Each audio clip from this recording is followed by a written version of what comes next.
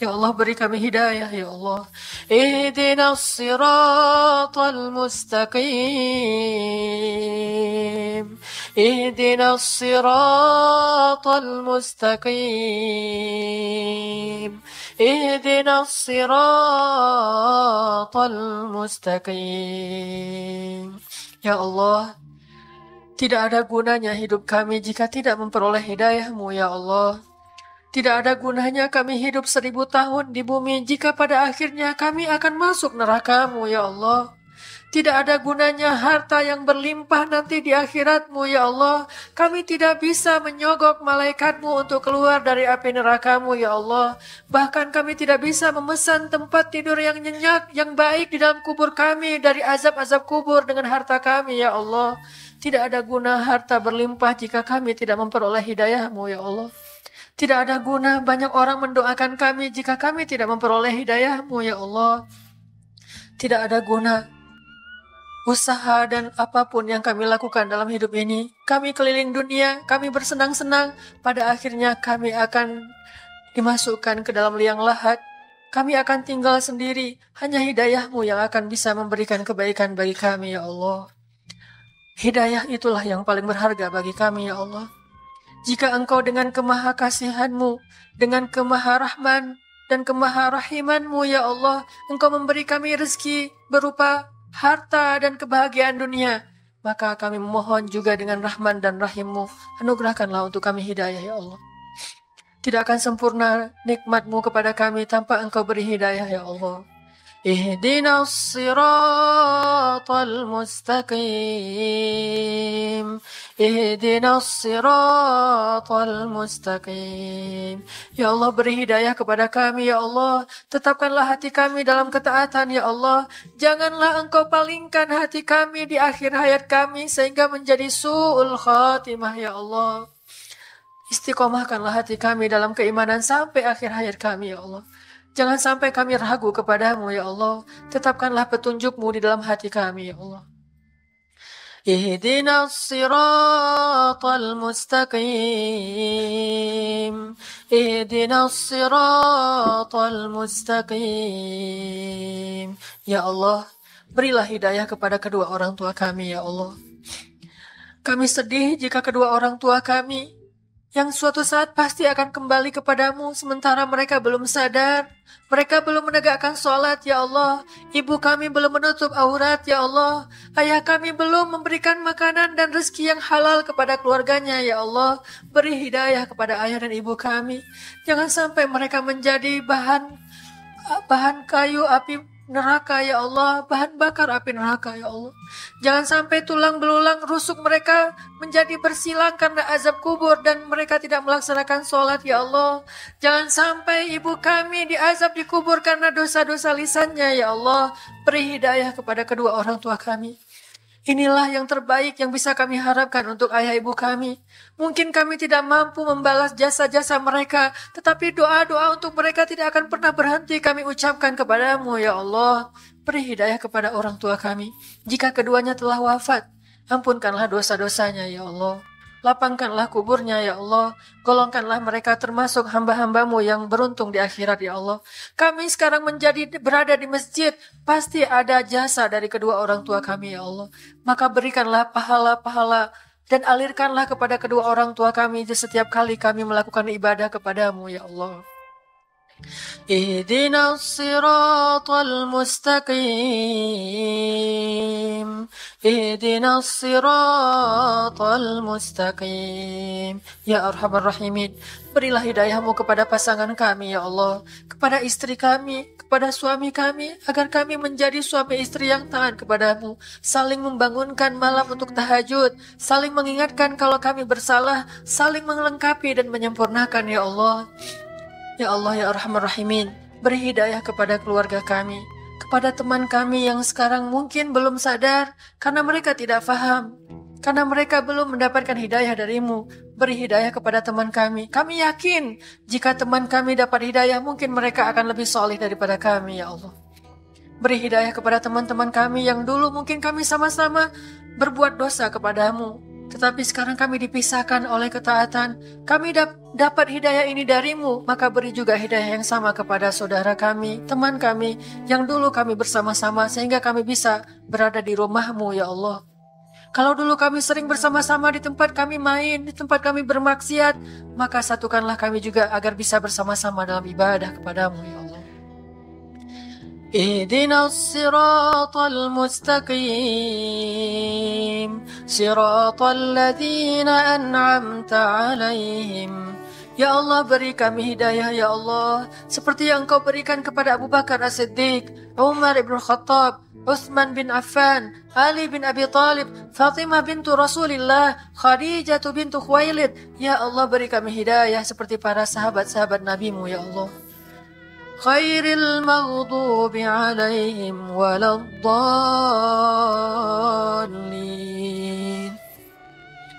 Janganlah Engkau golongkan kami termasuk orang-orang yang Engkau murkai karena mereka tahu kebenaran tetapi tidak mengamalkannya. Jangan juga seperti orang-orang yang tersesat yang tidak mau tahu tentang kebenaran ya Allah. Janganlah kami termasuk salah satu di antara dua golongan terakhir itu ya Allah. Jangan jadikan kami maghdubi alaihim karena kami sudah belajar tetapi tidak mengamalkannya. Jangan juga kami menjadi waladdallin yang tidak mau belajar sama sekali sehingga tidak pernah tahu mana yang benar mana yang salah ya Allah. Ampunkanlah dosa kami ya Allah. Rahmatilah hidup kami ya Allah. Anugerahkanlah kepada kami keluarga yang solihah ya Allah. Bagi kami yang belum menikah ya Allah, pertemukanlah kami dengan jodoh-jodoh kami. Dan sebelum kami bertemu dengan jodoh kami, perbaikilah diri kami ya Allah. Sehingga ketika kami bertemu dengan calon istri kami bisa menjadi teladan bagi mereka kelak setelah kami menikah. Kami bisa taat kepada suami kelak ketika kami sudah menikah. Janganlah Engkau pertemukan kami dengan jodoh kami, agar kami menjadi beban bagi pasangan kami ya Allah, agar kami menjadi masalah bagi mereka ya Allah.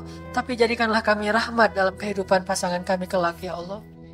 Rabbana atina fid dunya hasanah wa fil akhirati hasanah wa qina adzabannar.